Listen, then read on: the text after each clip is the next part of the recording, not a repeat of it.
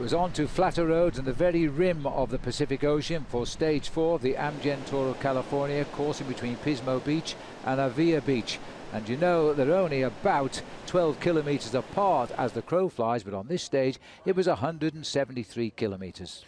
Tom Scoynes, 23 years of age, Hincapie Racing, the winner of the stage yesterday and looking very good at the top of the leaderboard.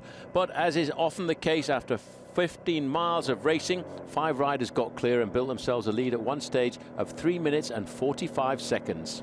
Greg Daniel, Keel Reinen, Jesse Anthony, Will Clark and Daniel Tekla-Haymanot, they were the breakaways, while the main field monitored the limit of their escape, because these were flatter roads now.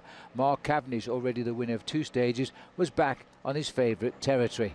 His team were doing a lot of pacemaking, made it a fairly easy ride for the overall leader at the start of the day, Tom Scoynes. But sitting in the main field, Peter Sagan was dreaming about opening up his bank account here in America with a first stage win.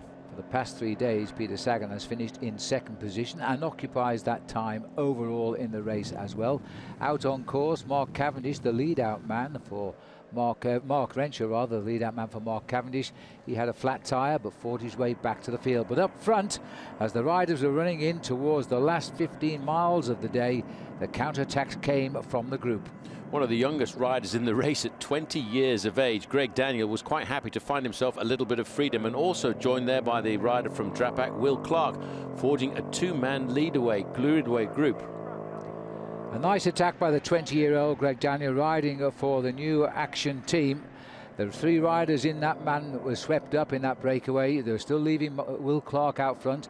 Everybody noticing the strange riding style of Greg Daniel. Will Clark himself was swept up, but it wasn't to be. And it was Peter Sagan himself, sensing a change in wind direction, who piled on the pressure. Yes, he felt the opportunity to try and surprise the sprinters, but he was pulled back into the fold, and inside the final kilometre, a brilliant move by the BMC rider already on the attack yesterday, Daniel Oss of Switzerland, wearing the King of the Mountains jersey on this occasion. He's come to this event with good form, and he was taking advantage of the run-in down towards the finish, quite a tortuous one, with a right flick and a left flick before the finishing line. This was a chance as he dangled in front of the race coming towards the finish. As he came into the town of Avila Beach, the peloton, though, were right on his back wheel. A left turn, and soon a line-up for the finishing sprint. Yes, 2 more corners to go, a right and a left, and it had to be an acrobatic, agilic approach to the finish line, and everybody knew it was going to be a tough uphill incline before they got to the actual finishing banner. And one has to say, had there been no incline, and I think we could safely have said that Daniel Oss may have won this race today. But then there's the climb, and the sprinters were lining up behind. In the red jersey, Wouter Whippet, who's come close already this week, launched the attack. But coming up on the rails, it was Peter Sagan, boxed in Mark Cavendish. Cavendish trying to get out of the mess, and Sagan showing Wouter Whippet a clean pair of wheels.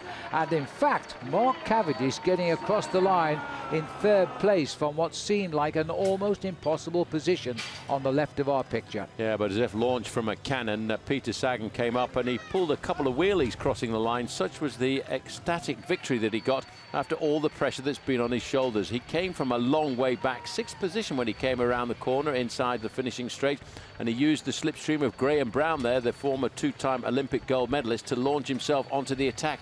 Into the slipstream there you can spot of Daniel Oss, and no one was going to challenge him on this occasion. Second, and he's turned that into 1st today. And he's really at the finishing line. He thanked all of his team, and as he's been under severe criticism by the team's owner, Oleg Tinkoff, this is one for Peter Sagan against the boss.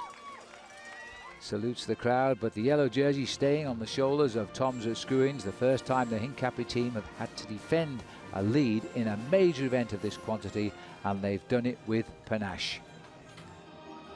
Mark Cavendish holds on to the green jersey as the sprint leader of this event, the jersey that Peter Sagan has won for the past 5 years, and Alain Philippe is still the young rider in the white jersey, while it was Greg Daniel voted the most aggressive rider of the day for that late attack and long breakaway. So the overall situation after 4 days, Tom Scoynes keeps his lead. He lost 10 seconds of it because of the sprint bonus to Peter Sagan.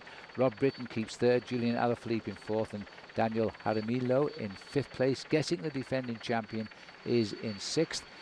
Top 9, Lawson Craddock, third last year, is in 9th place. And Jay McCarty on the Tinkoff Saxo team hung on to his 10th place. Basically, no change overall.